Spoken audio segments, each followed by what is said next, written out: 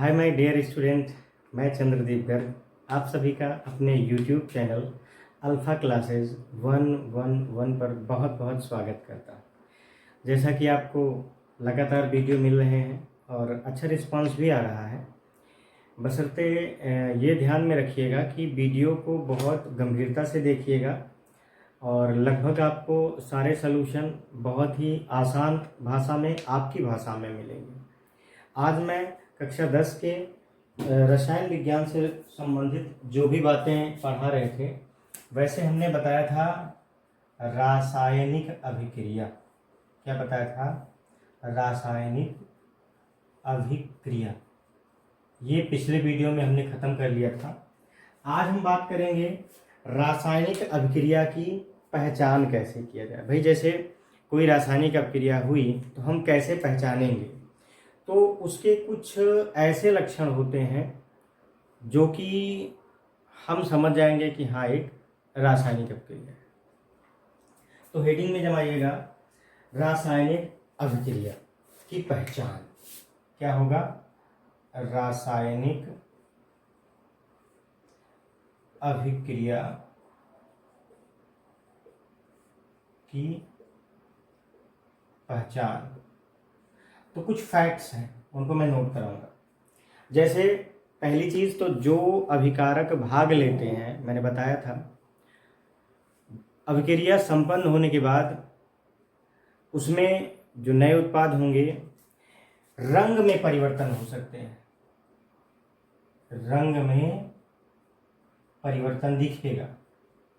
कोई भी रासायनिक अभिक्रिया, ऐसा नहीं है कि सबके साथ ऐसा होगा, लेकिन कुछ रासायनिक अभिक्रियाएं ऐसी हैं कि जब वो संपन्न होंगी, अभिकारक से उत्पाद बनेंगे, तो निश्चित तौर से उसमें रंग में परिवर्तन हो। दूसरा, अवस्था में परिवर्तन।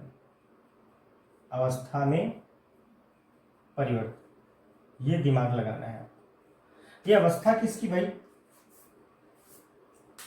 अवस्था जैसे आपने अभिकारक हो सकता है कि द्रवित माध्यम का लिया, द्रव लिया या ठोस लिया, और अभिक्रिया के संपन्न होने के बाद वो आपको द्रव अवस्था में मिले या उसमें जो है गैसीय अवस्था में मिले, तो अवस्था का परिवर्तन यही हुआ। एक और इम्पॉर्टेंट पहचान है, नंबर 3 की लिख लीजिए, गैस निकलना। गैस निकलना। कुछ रासायनिक अभिक्रियाएं ऐसी होती हैं कि जिनके संपन्न होने के बाद गैस का निकलना लाजमी है, मतलब गैस निकलती है। बहुत सारी रासायनिक अभिक्रियाएं। फिर है गैस निकलने के बाद में ताप का परिवर्तन या ताप में परिवर्तन। आपने बहुत सारे ऐसे रासायनिक अभिक्रियाएं पढ़ा होगा, और नहीं पढ़ा है तो अब आगे पढ़ेंगे निश्चित तौर से। जैसे कभी कभी क्या होता है कि दो अभिकारक या दो से अधिक अभिकारक मिले, उनको बहुत ज़्यादा गर्म करना पड़ेगा, तब रासायनिक अभिक्रिया आप जो उत्पाद पाना चाहते हैं वो मिलेगी। लेकिन कुछ रासायनिक अभिक्रियाएं ऐसी होती हैं जिनको ठंडा करने पर प्राप्त होता है उत्पाद। तो ताप में क्या हो गया? परिवर्तन। जैसे अच्छा, उसके बाद में ये भी इंपॉर्टेंट है, अवक्षेप बनना, या कह सकते हो अवक्षेप का निर्माण। तो ये 5 महत्वपूर्ण बिंदु हैं जिससे हम किसी रासायनिक अभिक्रिया की पहचान कर सकते हैं। क्या क्या है? रंग में परिवर्तन। भाई सीधी बात है, हो सकता है कि आपने जो अभिकारक लिए हों उनके रंग दूसरे हों, और जो उत्पाद हों, संपन्नता जब अभिक्रिया पूर्ण हो जाए तो उसमें क्या होती है कि रंग बदल जाए, तो ये भी रासायनिक अभिक्रिया की पहचान होगी। अवस्था में परिवर्तन। अवस्था ठोस, द्रव, गैस। आपने द्रव लिया तो हो सकता है गैसीय अवस्था में बदल जाए, या ठोस लिया तो द्रव अवस्था में बदल जाए, या द्रव लिया तो ठोस अवस्था में बदल जाए। फिर गैस निकलना लाजमी है। कई ऐसी रासायनिक अभिक्रियाएं हैं जिनमें जब हम ताप में परिवर्तन करते हैं तो गैसीय कुछ गैसें निकलती हैं। फिर ताप में परिवर्तन, जैसा कि अभी हमने बताया ही कि कुछ अभिक्रियाएं होती हैं जिनको गर्म करना पड़ता है या बहुत ज़्यादा ताप देना पड़ता है। बहुत ज़्यादा गर्म करना पड़ता है। और कुछ रासायनिक अभिक्रियाएं ऐसी होती हैं जिनको ठंडा करने पर वो पूर्ण होती हैं। फिर है अवक्षेप का निर्माण। ये पांचों नोट डाउन करिए, फिर मैं आगे आता हूं। अगला है रासायनिक समीकरण।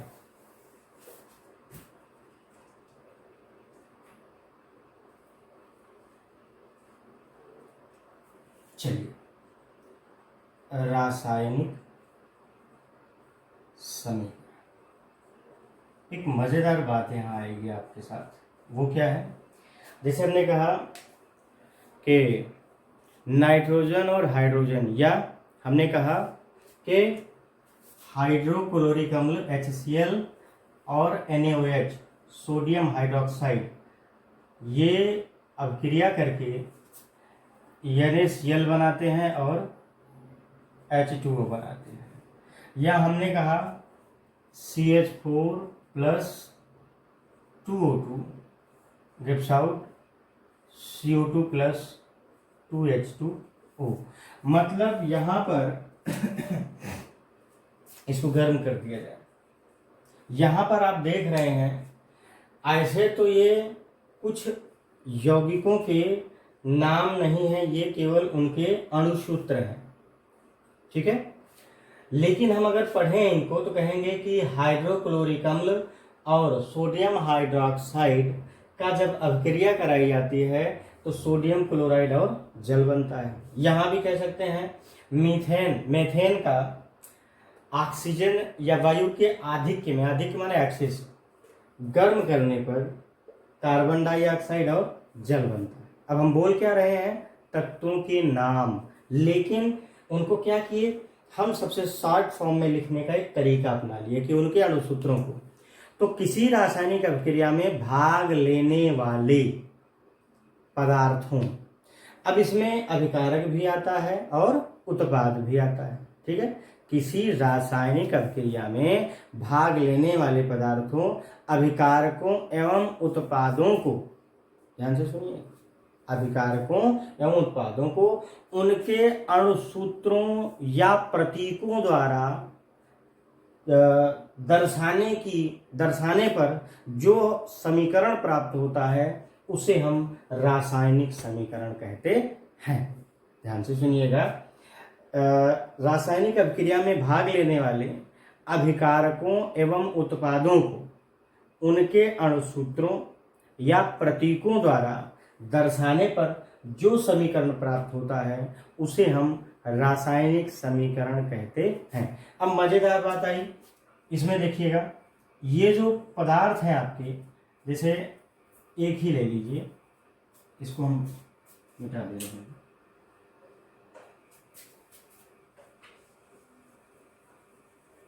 ये इंपॉर्टेंट,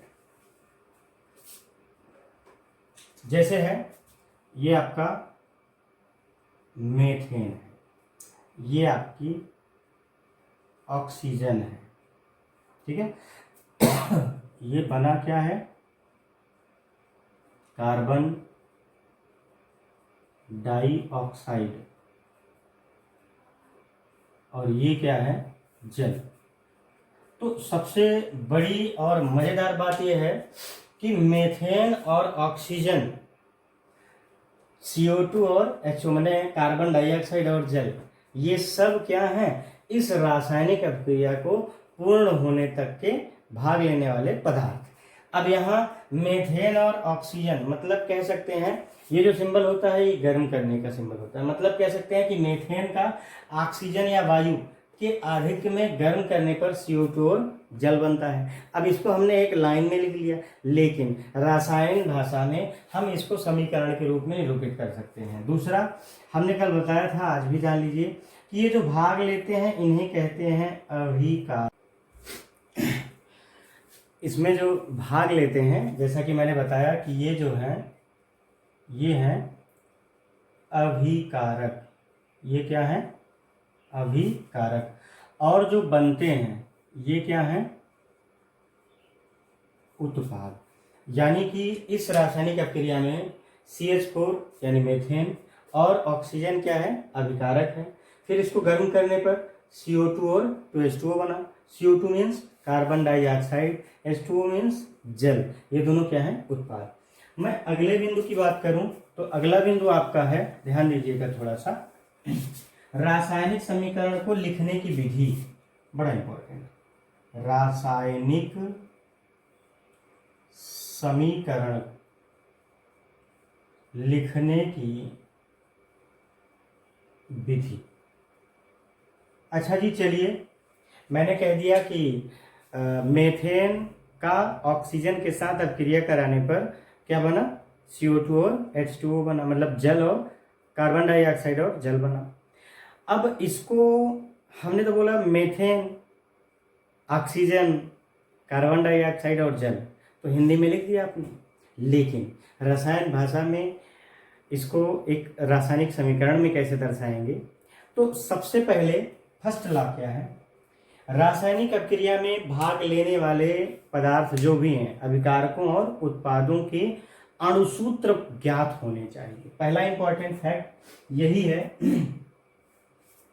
कि जो भी, तो लिखेंगे रासायनिक अभिक्रिया में भाग लेने वाले कौन कौन? अभिकारकों एवं उत्पादों के क्या? अणुसूत्र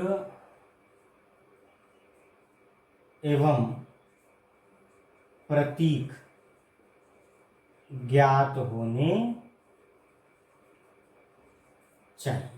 अब पता लगा, हमने बोलना स्टार्ट किया, ठीक है, हमने बोलना स्टार्ट किया, बोल दिया कि सल्फ्यूरिक अम्ल लिखो, या सल्फ्यूरिक अम्ल की किसी के साथ अभिक्रिया बता दिया, बाप को सल्फ्यूरिक अम्ल का सूत्र नहीं पता है ना, तब दिक्कत आएगी। दूसरा क्या है?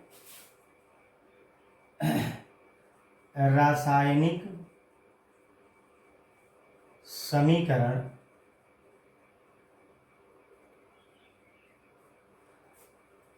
में पदार्थों के को या पदार्थों को उनके आणविक सूत्र में लिखा जाता है।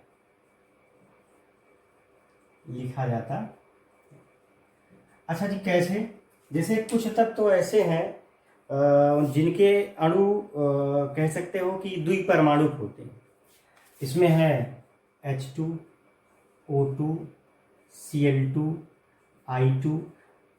अब इनको जो है, और बहुत सारे हैं, इनको आप H लिखेंगे रिएक्शन में, O लिखेंगे, Cl लिखेंगे, I लिखेंगे, तो ये गलत हो जाएगा। क्यों? क्योंकि ये जो है ये द्विपरमाणुक अणु है, मतलब दो परमाणु इनके एक अणु का निर्माण करते हैं। तो यहाँ H2, O2, Cl2, I2 ऐसे बहुत सारे हैं। तीसरा, एक परमाणु, ये बड़ा इंपॉर्टेंट है, लास्ट वाला, एक परमाणु अणु वाले तत्वों को उनके प्रतीकों द्वारा लिखा जाता है। तो ये तीन इंपॉर्टेंट, जैसे लिखा जाता है, तीन इंपॉर्टेंट फैक्ट हैं इसमें। जैसे आपका के हो गया, Na हो गया, Fe हो गया, Zn हो गया, ये सारे क्या हैं? ये एक परमाणु अणु है, मतलब Na एक परमाणु के एक परमाणु अणु है। तो आज के इस वीडियो में हमने जो भी फैक्ट बताए, जैसे कि रासायनिक अभिक्रिया की पहचान कैसे करोगे, है ना, कि कोई रासायनिक अभिक्रिया है तो हमने बताया था कि उसमें पदार्थों में अवस्था बदल जाते हैं, रंग भी बदल जाता है, गैस का निकलना हो गया, और अवक्षेप का निर्माण हो गया। ऐसे 4-5 बिंदु हमने वहाँ दर्शाए, बड़ा इंपॉर्टेंट था। इसके बाद हमने बताया रासायनिक समीकरण किसे कहते हैं। तो रासायनिक समीकरण में क्या है? एक तो रासायनिक अभिक्रिया हमने बताया, उस अभिक्रिया में जैसे हमने कह दिया कि N2 + 3H2 gaps out to NH3। इसका मतलब क्या है? N2 nitrogen plus 3H2 hydrogen मिल करके बना रहे हैं अमोनिया। अब हमने बोल दिया कि जब नाइट्रोजन और हाइड्रोजन मिल करके अभिक्रिया करते हैं तो अमोनिया बनता है। तो इसको हिंदी में लिख दिया हमने। अब इसको रासायनिक समीकरण देना है, तो अभिकारकों और उत्पादों को उनके आणविक सूत्रों पर लिखने से जो भी समीकरण प्राप्त होते हैं उन्हें हम क्या कहते हैं? रासायनिक समीकरण। रासायनिक समीकरण लिखने के साथ साथ उसको लिखने के कुछ तरीके हैं, लिखने की विधियां हैं, जिसमें 3 महत्वपूर्ण विधियां हैं। हमने क्या बताया? रासायनिक अभिक्रिया में भाग लेने वाले अभिकारकों एवं उत्पादों के अणुसूत्र एवं प्रतीक ज्ञात होने चाहिए। पता लगा आपको हिंदी में बोलना आ रहा है कि सल्फ्यूरिक अम्ल की अभिक्रिया, हाइड्रोक्लोरिक अम्ल की अभिक्रिया या किसी की भी अभिक्रिया, लेकिन उसके अणुसूत्र नहीं पता, तो आप गलत करके चले आए और यही आपको पेपर में नुकसान करेगा। ठीक है। फिर रासायनिक समीकरण में पदार्थों को उनके आणविक सूत्र में लिखा जाता है, ये शर्त है। ऐसा नहीं है कि आप तब तो लिखते चले जाओ। हमने सोडियम बोला Na लिख दिया, ठीक है, तो एक परमाणु है। हमने ऑक्सीजन बोला O लिख दिया, है ना। कुछ द्विपरमाणु होते हैं अणु, तो द्विपरमाणु जैसे H2 है, आप H लिख के चले आओगे तो डेफिनेटली गलत हो जाएगा। फिर आप Cl2 को Cl लिख के चले आओगे तो गलत हो जाएगा। तो ये दिमाग में मेंशन करना है आपको। तीसरा, ऐसा भी नहीं है कि सभी द्विपरमाणु होते हैं, कुछ एक परमाणु भी होते हैं। तो जो एक परमाणु होते हैं जैसे K, Na, Fe, Zn, हमने ये 4 बताए, बाकी बहुत सारे होते हैं। जो भी आप पढ़ोगे तो आ जाएगा। ऐसे तत्वों को क्या करते हैं? उनके प्रतीक से शो कर देते हैं। Na का Na लिख देंगे, जो भी है। हाँ, इसमें 2 अणु है, 3 अणु भाग लेंगे, 5 अणु भाग लेंगे, वो तो रासायनिक अभिक्रिया बताए। ठीक है। तो इस तरह से आज का वीडियो बहुत ही महत्वपूर्ण रहा और हम चाहेंगे कि आप इसको गंभीरता से पढ़िएगा, कहीं कोई भी समस्या होनी नहीं चाहिए। बाकी लगातार वीडियो मिलते रहेंगे, रसायन विज्ञान में भी, भौतिक विज्ञान में भी। मैं चाहूँगा कि इसको गंभीरता से आप लोग पढ़िए और इसका नोट्स बनाइए, क्योंकि ऐसा नहीं है कि हवा में सारी बातें होंगी। नोट्स बनाएंगे, लिखेंगे तो थोड़ा सा राइटिंग में भी परिवर्तन आएगा और लिखते समय आप उस पर मनन करते रहिए। ऐसा नहीं लिख यहाँ रहे हैं और याददाश्त कहीं और लगाए बैठे हैं, मन कहीं और लगाए बैठे हैं, तो कहीं ना कहीं आएगा। बहुत जल्दी अगला वीडियो आपको मिलेगा। तब तक के लिए बहुत बहुत धन्यवाद। Thank you.